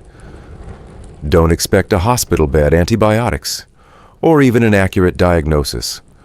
What you get instead is a mixture of hope herbs and a little divine intervention, sometimes all stirred together in a clay cup and handed to you with crossed fingers. Because here's the truth: medicine in ancient Greece is a complicated thing. Not quite superstition, not quite science. Somewhere between the prayers of priests and the observations of early physicians lies the precarious reality of what it meant to be sick in a world without microscopes, germ theory, or even the word infection. This time you wake up with a burning throat and aching joints. There's no emergency number to call. You just lie there in your corner of the mud brick house, sweating, your family watching you with worry. A neighbor hears and offers a solution. She knows a woman whose cousin once rubbed garlic on her feet and drank warm wine until the fever broke. Someone else suggests sacrificing a chicken at the local temple. And just maybe, if you're lucky, someone knows a healer trained in the methods of Hippocrates. That's your best shot. You're led dizzy and barefoot to a local iatros, a physician of sorts. He's not a wizard. He doesn't chant spells, but he also doesn't look like much of a doctor. He sits cross-legged in a smoky room filled with dried herbs, copper tools and scrolls stained with oil and age. His first question isn't about symptoms. It's about diet. What did you eat yesterday? How did you sleep? Are you constipated? Did you offend any gods recently? Because in the ancient Greek worldview, health isn't just about the body. It's about balance. This is the famous theory of the four humors: blood phlegm, yellow bile, and black bile. Your health depends on keeping them in balance. Too much black bile, you're melancholic. Too much phlegm, you're sluggish and sickly. A fever in this logic isn't the result of bacteria. It's heat rising from too much blood. And what's the cure? Bloodletting. Or maybe fasting. Or perhaps just sitting in a shaded grove and whispering prayers to Asclepius, the god of healing. Mainstream historical fact: Hippocrates of Kos, who lived around 460, 370 BCE, is often called the father of medicine. He rejected mystical explanations for disease and emphasized careful observation and prognosis. His teachings, preserved in the Hippocratic corpus, laid the foundation for Western medical ethics and practices. One quote attributed to him reads, "It is more important to know what sort of person has a disease than to know what sort of disease a person has." You lay on a woven mat while the physician feels your pulse, not just once but in multiple places. He smells your breath. He even checks the color of your urine.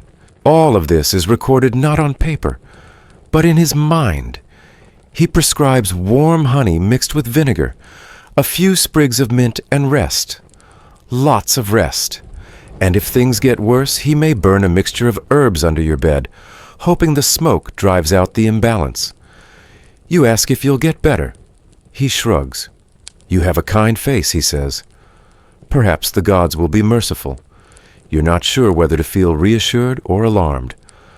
But there's another option, one growing in popularity among the more spiritual of your neighbors: the healing temples of Asclepius.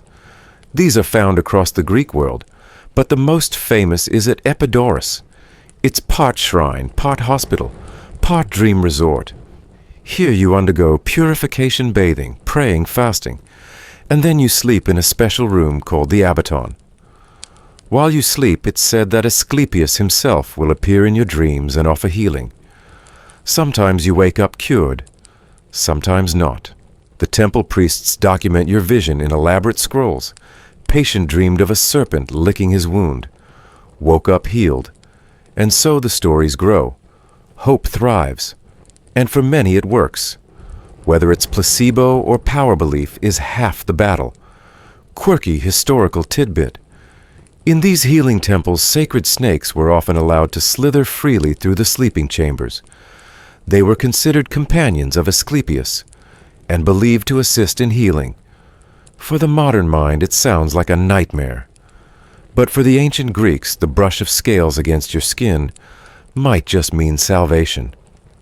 Of course, medicine isn't only about herbs and dreams. There's also surgery, and it's terrifying. Surgeons, if you can call them that, use bronze knives, bone saws, and cauterizing irons. There's no anesthesia, no antiseptic. If you have an abscess, they cut it open and hope for the best. A broken bone. They set it with splints and linen. A dislocation. They pull and twist until it snaps back into place, accompanied by screams and hopefully unconsciousness. If you survive, it's considered a miracle. Scholarly debate.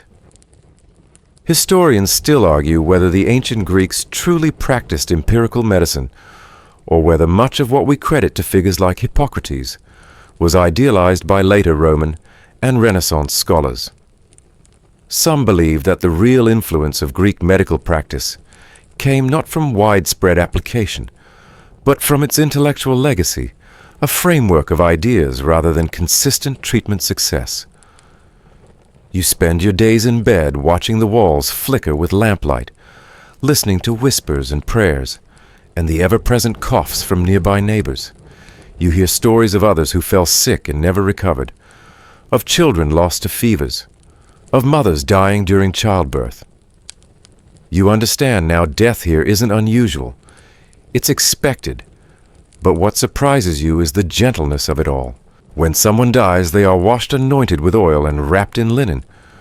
Coins are placed over their eyes to pay Charon, the ferryman of the underworld. A procession follows with songs and weeping to ensure the soul's safe passage. And if you die without this ritual, that's the worst fate of all. Because in ancient Greece, death without burial isn't just sad, it's spiritually dangerous. Unburied souls are said to wander the earth restless and vengeful, unable to find peace. Even enemies are given basic funerals, even criminals. No one deserves eternal limbo. So you drink your honey and vinegar. You rest. You whisper to Asclepius. And slowly, very slowly, you begin to feel a little better. Or maybe it's just hope warming your bones. Either way, you survive. But you'll never forget the helplessness, the reliance on ritual, the shaky hands of a healer with no tools but plants and prayers, and the feeling that for all its philosophy and temples, ancient Greece is still one cut away from collapse. There's a tension in the air today, not the kind you can name like a thunderstorm or a looming war. It's something quieter, heavier, a ripple in the household that moves in whispers, in slow footsteps and eyes that flick toward the door and then down again. Someone has died. Not someone famous, not a soldier, just a neighbor, a man you saw yesterday at the fountain scratching his beard and muttering about the rising price of olives. And now he's gone. In ancient Greece, death isn't hidden behind curtains or sterile hospital walls. It enters the home, sits beside the family, and makes itself known. When someone dies, the women of the house begin the ritual immediately. Loud wails rise from the gynekinitis, echoing through the streets like a chorus of grief. The goose, the ritual lamentation, isn't just for show. It's a sacred part of mourning, an emotional and spiritual obligation. You step outside and see neighbors gathering. The door to the man's home has been left ajar, signaling to the community that a death has occurred. Inside, his body is being washed, perfumed, and laid out on a wooden bier. His eyes are closed with care, and a coin has already been placed in his mouth for Charon the ferryman who carries souls across the river Styx. You feel a chill that has nothing to do with the weather. Death in ancient Greece is not just a personal tragedy, it's a cosmic event. And if it's handled incorrectly, it could unravel everything. Mainstream historical fact. Ancient Greek funerary customs were deeply ritualized and considered essential to the peace of both the living and the dead. A proper burial was a moral and civic duty. Failing to bury a body, or doing so without the proper rites, was believed to anger the gods and condemn the soul to endless wandering, as historian Robert Garland notes in The Greek Way of Death. No other society in antiquity placed more emphasis on funerary ritual as a determinant of the afterlife. And yet not everyone gets this sacred send-off. The poor, the enslaved, and the outcast often slip through the cracks. No coin, no song, no stone marker, just a body quietly removed and forgotten. That fear that you might die and not be remembered is one that hums constantly beneath daily life here. Back at the neighbor's house, the processus has begun the laying out of the body. Relatives surround the bier heads bowed, sometimes shaving their hair or tearing their garments in grief. Women lead the lamentation, chanting lines that blend memory and myth, sorrow and duty. Some lines are improvised, pulled from the heart. Others echo Homeric verse, after all, in the Iliad. Even Achilles, a half-god killer of men, pauses war to mourn Patroclus with funerary honors. After a day, the procession begins. You join it as is expected of you. The dead man's body is carried through the streets at dawn, accompanied by mourners, holding torches and olive branches. The crowd is quiet now, the earlier wailing replaced by a thick, solemn silence. Dogs bark, a child cries. But the city stills for a moment to let the dead pass. At the edge of town lies the cemetery. In Athens, this would be the Kerameikos, a place of both beauty and decay where marble steles stand beside crumbling earth and overgrown paths. Here the man is lowered into the ground. Offerings are made wine oil bread, sometimes even a favorite trinket or tool. The earth is packed down. And just like that, the ritual is complete. Or is it? Because the Greeks don't stop caring about their dead once they're buried. The Peridapnon, a funerary feast, is held afterward, symbolizing both remembrance and a return to the world of the living. Food is shared, stories are told, and the dead man's name is spoken again and again so that it won't disappear. You sit beside a neighbor, chewing olives and barley bread, and listen to the stories. They're not dramatic. He wasn't a hero. But someone remembers the time he caught a thief with a clay pot. Someone else recalls a joke he once told at the market. Laughter bubbles up hesitant but real. In this moment, the dead still live. But what if you couldn't afford this? What if your family had no money for a funeral? Then your soul would wander. You'd become a taphos unburied. And according to Greek belief, that's a fate worse than death itself. Ghosts of the unburied were believed to haunt crossroads, shrines, and even dreams. Some might never find peace. Others might return vengeful, demanding the rights they were denied. That's why even criminals, even traitors, were usually buried.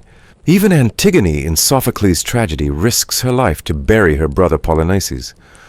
Not because he was good, but because denying him a grave would be a spiritual crime.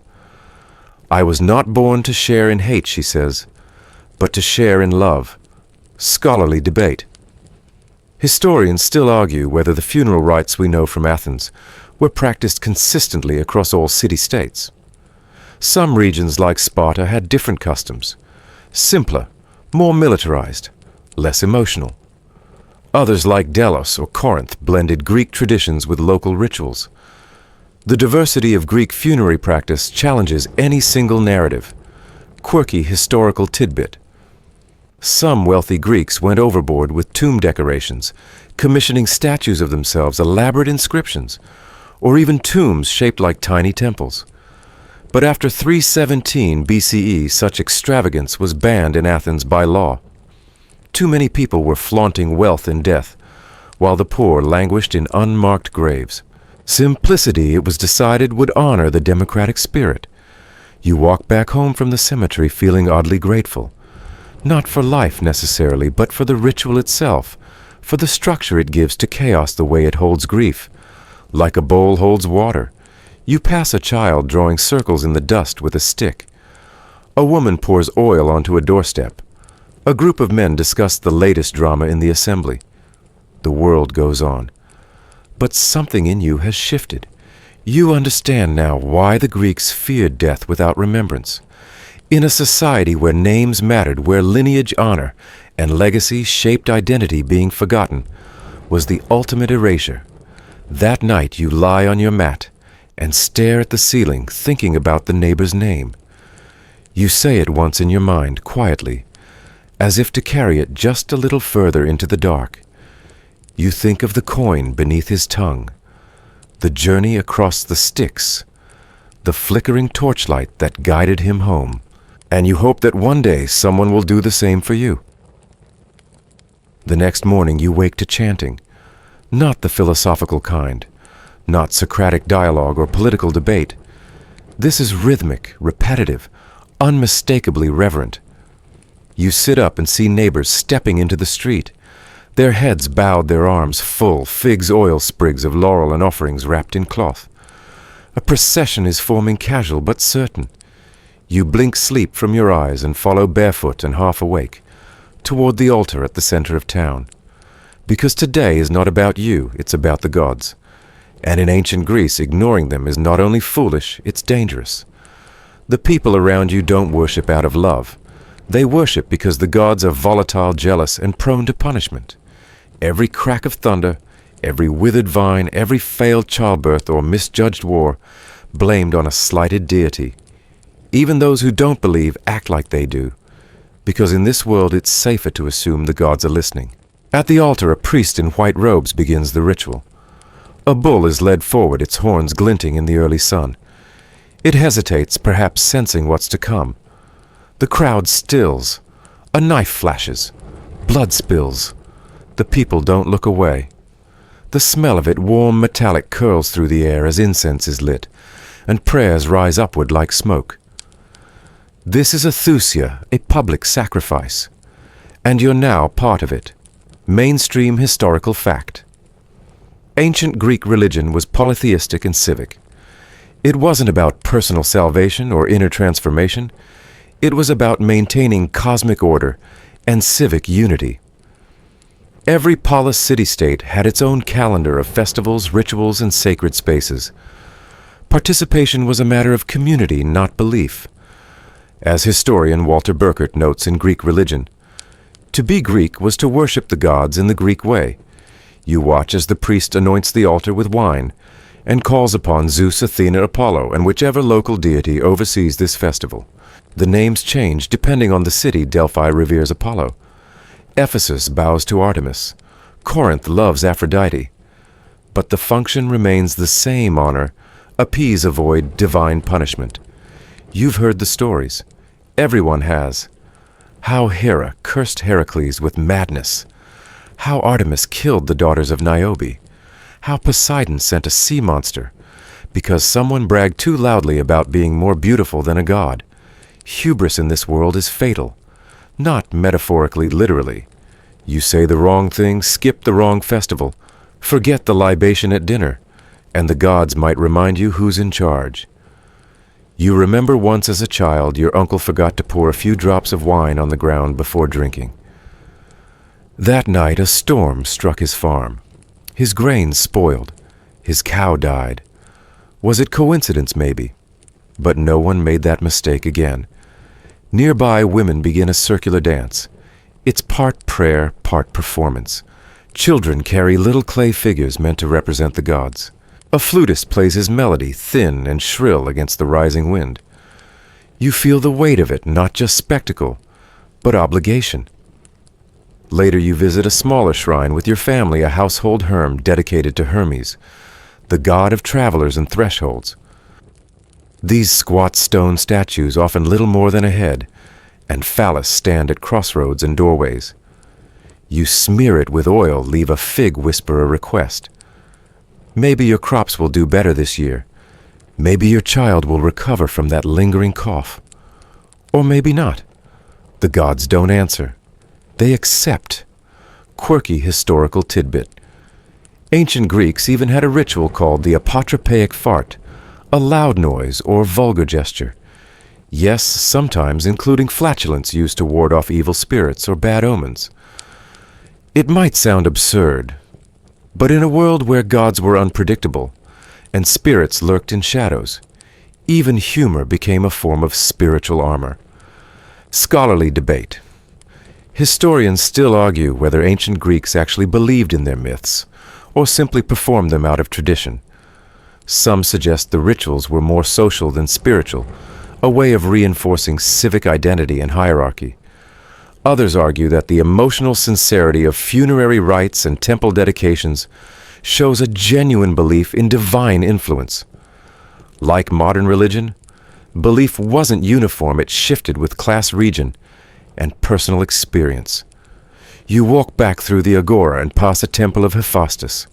Inside, a bronze statue gleams in the half-light, its face stern and eternal. Offerings litter the floor, coins, figs, feathers, tiny carved tools. Each one a whisper. Please help me protect my forge, bless my son. You wonder how many people come here in desperation, and how many in routine. Does it matter? At home, the family prepares for dinner. Before eating, your father pours a few drops of wine onto the ground. For the gods. Always. Even the poorest homes do this because you never know who's watching. In the shadows near the hearth, there's a small niche for Hestia, goddess of the home. A simple flame burns there, fed each day with care. Hestia doesn't demand grand temples, just warmth, steadiness, quiet presence. She is the only deity who never leaves Olympus. And maybe that's why she's most beloved in private life. You sit beside the flame and let the day wash over you. The chants, the sacrifice, the scent of ash and thyme still cling to your tunic. You're not sure if you believe. But belief doesn't seem required, only participation. Because in ancient Greece, worship isn't about what's in your heart. It's about what you do. Rituals matter. Actions count. The gods might not love you, but they will notice. And being noticed is in this world both a blessing and a threat. You close your eyes, whisper one last prayer to no one in particular, and let the night settle. Din. You hear his voice before you see him. It's a question not directed at anyone in particular, but heavy with intent. What is justice, he asks, pausing in the middle of the agora, as if he expects the dusty air itself to answer. A few passers-by scoff, others roll their eyes. But you slow your step, because the man asking is Socrates. And in ancient Athens that means your peaceful stroll just became an unplanned philosophy seminar. He's not handsome, not elegant. His tunic is plain. His feet are dirty. He looks more like a bricklayer than the most disruptive thinker of the age. But his eyes, sharp, searching, full of challenge, lock onto yours. And now it's too late. He's already speaking again. You nod nervously, unsure if you're being taught or accused. He doesn't lecture. He asks, and asks, and asks. Socrates never wrote a single word of his own. Everything we know about him comes from his students, especially Plato, who turned those street corner conversations into dialogues that would shape Western thought for centuries. But the man himself, he was stubborn, sarcastic, and maddening. He believed that wisdom began with admitting ignorance, and so he made it his mission to expose just how little everyone truly understood. Mainstream historical fact, Socrates was tried and executed in 399 BCE. The charges impiety and corrupting the youth. The real reason he was deeply unpopular with the Athenian establishment, especially after the city's humiliating loss in the Peloponnesian War. As historian Paul Cartledge puts it, Socrates was tried not just for what he believed, but for what he symbolized a threat to traditional Athenian identity. He didn't defend himself with charm. He questioned the logic of his accusers. He criticized the court. He refused to plead for mercy. And when the jury condemned him to death, he accepted it, not with tears, but with principle. He drank hemlock surrounded by his students, calmly discussing the soul's immortality as his legs went numb. Quirky historical tidbit. Despite his seriousness, Socrates had a reputation for eccentricity. He once stood motionless for hours in deep thought during a military campaign barefoot in the snow. Another time he claimed he was guided by a divine inner voice that never told him what to do, only what not to do. The Greeks called this his daimonion, a kind of spiritual warning system. Scholarly debate. Historians still argue over what Socrates actually believed, because he left no writing separating the man from the myth, and from Plato's own views is difficult. Was Socrates truly a mystic, a rationalist, a critic of democracy, a proto-martyr? Some scholars believe Plato used Socrates as a mouthpiece for his own philosophical agenda. Others see him as a genuine dissident, executed not for ideas but for refusing to stop sharing them. You think back to your accidental brush with him in the agora. He had asked if you believed in truth. You mumbled something probably unconvincing, and he smiled. Not kindly, not cruelly, just knowingly, as if the real answer didn't matter. Only the questioning did. Later that week you hear whispers. Socrates has been arrested. Some celebrate, others stay quiet. But a few, the ones who followed him like acolytes, are devastated. They gather in shaded courtyards, quoting his words, defending his legacy. You catch fragments. No evil can happen to a good man. The unexamined life is not worth living. A man like Socrates didn't just teach. He interrupted. He disrupted dinner parties. He made elites squirm. He taught young men to ask why at the worst possible time. And Athens, still reeling from war and shame, decided it had had enough of questions. So they voted. And democracy, proud and self-righteous, sentenced him to death. There's irony in that. The same system that boasted of liberty couldn't handle one disheveled philosopher poking too hard. Athens had once prided itself on free speech, open dialogue, and the pursuit of excellence. But when that dialogue became uncomfortable, when the questions turned inward, they silenced the man asking them. You sit by the harbor one evening, watching the waves turn gold in the setting sun. Someone nearby is reading Plato aloud, voice hushed. It's the Phaedo, the final hours of Socrates' life. The narrator weeps. You don't know if it's the words or the quiet, unflinching bravery of a man who met death without panic. And yet the story doesn't end with poison. Socrates became larger in death than in life. His ideas outlived the empire that killed him. His method, asking, probing, refusing easy answers, survived kings, crusades, and centuries. Even now, somewhere in the world, a student stares at a page filled with Socratic questions and wonders who this odd barefoot man really was. You rise from your seat and dust off your tunic. Somewhere a young thinker might be speaking up for the first time, inspired by a man who chose questions over comfort, integrity over survival. The wind shifts just slightly, and in the hush you think you hear it. What is justice? The question never dies. By now your body aches in ways you didn't know possible. Your feet are cracked and blistered. Your skin feels tight from too much sun and too little water. You're not sure if the headache is from the wine, the shouting philosophers, or the city's endless noise. But it's not just your body that's tired, it's your soul. And yet as the light begins to fade and Athens exhales into night, something happens. The heat lifts, the air cools, and for the first time today you breathe without effort. The chaos softens. You find yourself standing at the edge of the Nix, the great hill where citizens gather to debate laws and fate. It's empty now, just stone benches and scattered leaves. But as the stars prick the sky, you can almost hear the echoes of Pericles' voice, booming across the crowd. Or maybe Demosthenes stammering through a speech with pebbles in his mouth to cure his lisp. The stones remember even if the people forget. Because that's the strange thing about ancient Greece. It's fragile and brutal and alive.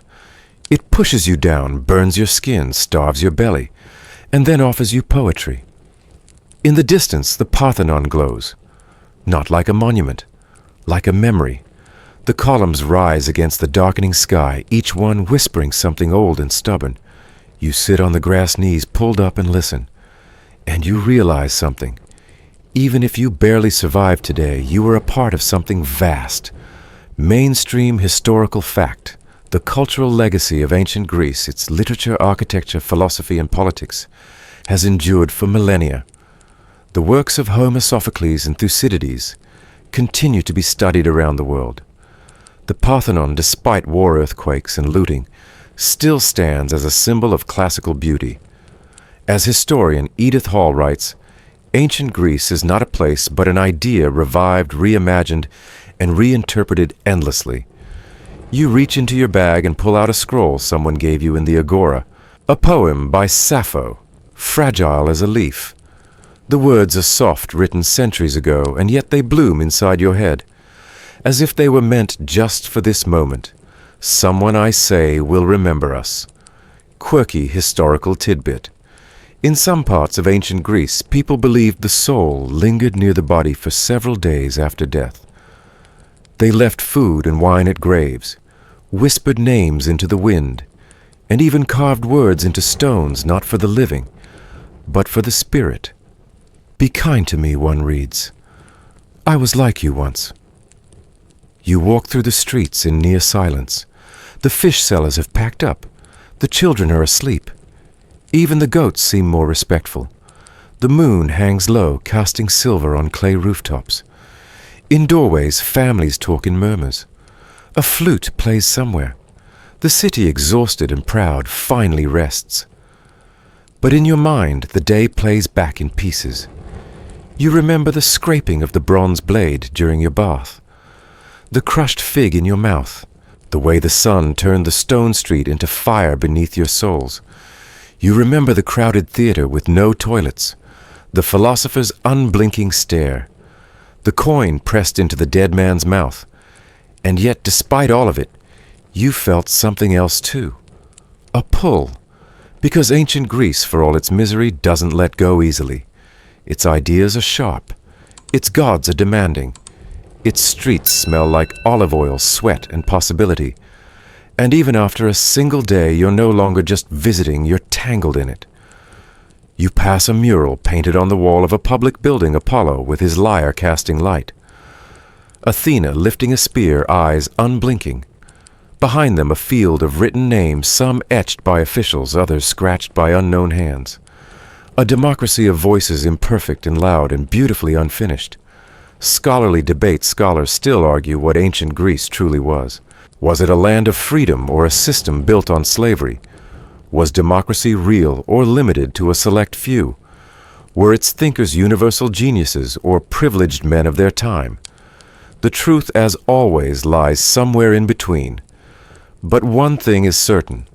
Ancient Greece remains a mirror, and in it we still see ourselves. You reach your home, if you can call it that. A patch of mat, a wooden bowl, a corner that's yours until it isn't. You lie down, not gently but heavily, like someone who has earned the right to sleep. And as your eyes close, you don't think about the heat or the hunger or the humiliation. You think about the echo of questions asked in dusty courtyards, of laughter and song over broken bread, of a temple glowing in the dark. You think about a world made of marble and mud, of pain and poetry, of wounds and wisdom. A world that demanded too much, but somehow still gave you more than you expected. You think maybe you didn't survive ancient Greece, but you understood it, and sometimes that's more than enough. Now let the past begin to dissolve. You are no longer walking barefoot across sun-cracked stone. The fires of the agora have dimmed. The philosophers have stopped arguing.